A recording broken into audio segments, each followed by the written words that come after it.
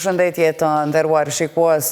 Kryeministri në detyrë Albin Kurti ka deklaruar se Kosova është bërë një histori suksesi në luftën kundër krimit të organizuar, duke u referuar indeksit global mbi krimin e organizuar 2025. Ai ka theksuar se Kosova ka avancuar me 34 vende krahasuar me vitin 2021 dhe tani renditet si shteti me nivelin më të ulët të kriminalitetit në rajon. Kurti ka theksuar se ky rezultat është një tregues i angazhimit të institucioneve për luftimin e krimit organizuar dhe forcimin e sundimit të ligjit.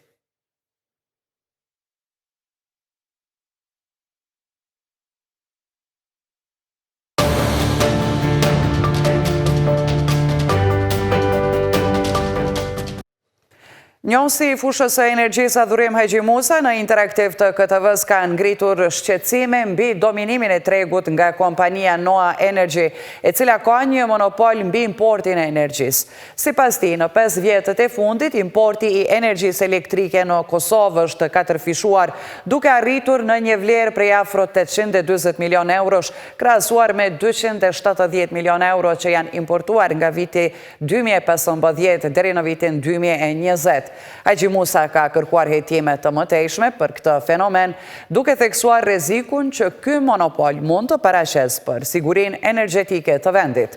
Ai gjithashtu ka kërkuar transparencë nga autoritetet për burimet e energjisë elektrike që konsumohet në Kosovë.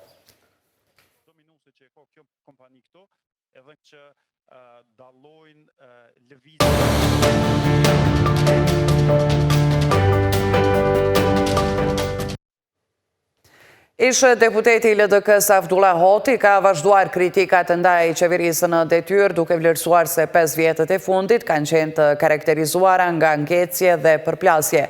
Ai ka theksuar se kostoja e jetës është rritur me 60%, ndërsa shumë projekte të rëndësishme nuk janë realizuar.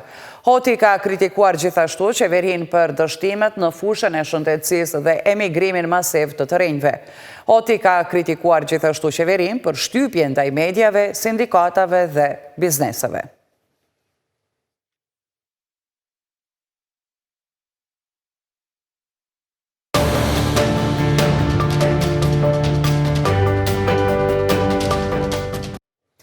Lëvizja Vetëvendosje ka nënshkruar një marrëveshje koalicioni me listën Guxo, Alternativën dhe PSHDK-n për zgjedhjet e parakohshme të 28 dhjetorit. Ky koalicion është konsideruar një angazhim të përbashkët politik për të forcuar institucionet dhe thelluar demokracinë në vend. Vetëvendosje ka vlerësuar gjithashtu kontributin e partnerëve të koalicionit për mbrojtjen e interesave publike dhe avancimin e barazisë qytetare.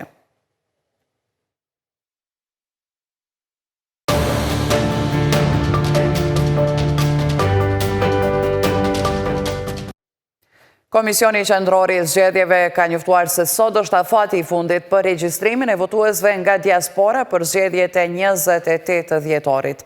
Deri tani 63.997 votues nga jashtë janë regjistruar. Po ashtu, sot përfundon edhe afati për ndryshimin e qendrës së votimit brenda komunës me 16.100 aplikime deri tani.